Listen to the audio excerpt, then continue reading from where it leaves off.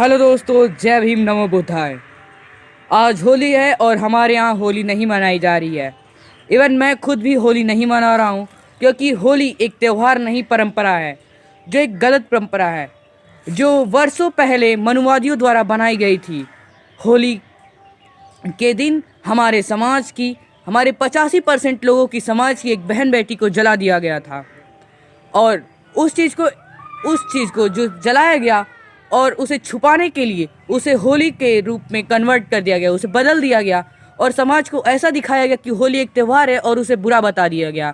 उसे यह साबित कर दिया गया कि वह बुरी है और उसे बुराई कहकर, मतलब वो यह कहकर कि वह बुरी थी और उसे जला दिया गया। और यह कहा गया कि बुराई का अंत हो गया। उस दिन वह लोग जिन्होंने उसे जलाया वह आपस में रंग गुलाल लगाते हैं, नगाड़े बजाए जाते हैं, ढोलक बजता है, नाच गाने होते हैं और इत्यादि कई चीज़ें होती हैं।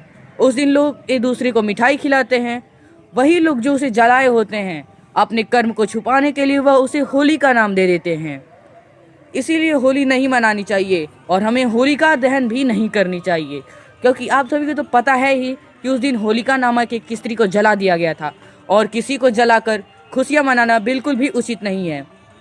और होली के दिन यदि हम ये मानते हैं कि होली के दिन बुराई का अंत हो जाता है, तो होली के दिन, जैसा कि आज होली है और होली के दिन तमाम लोग मुर्गा खाते होंगे, मछली खा रहे होंगे, बकरा खा रहे होंगे, मतलब इत्यादि जितनी सारी चीज़ें हैं बहुत लोग खा रहे होंगे, तो उससे पाप नहीं बढ़ेगा। एक पाप को मिटाने के लिए हम कितना पाप करते हैं।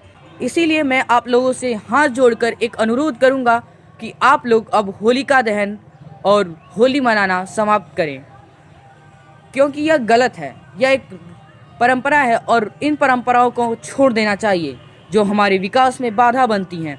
बाबा साहब कहते हैं कि हमारी कलम में वो ताकत है, हमारी कलम में वो ताकत है कि हम कुछ भी कर सकते हैं।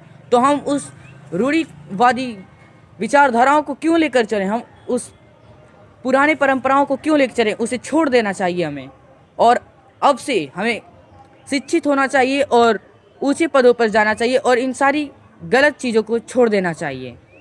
और इसके बारे में आपकी क्या राय है, कमेंट बॉक्स में ज़रूर बताएं। जय भीम नमो बुद्धाय।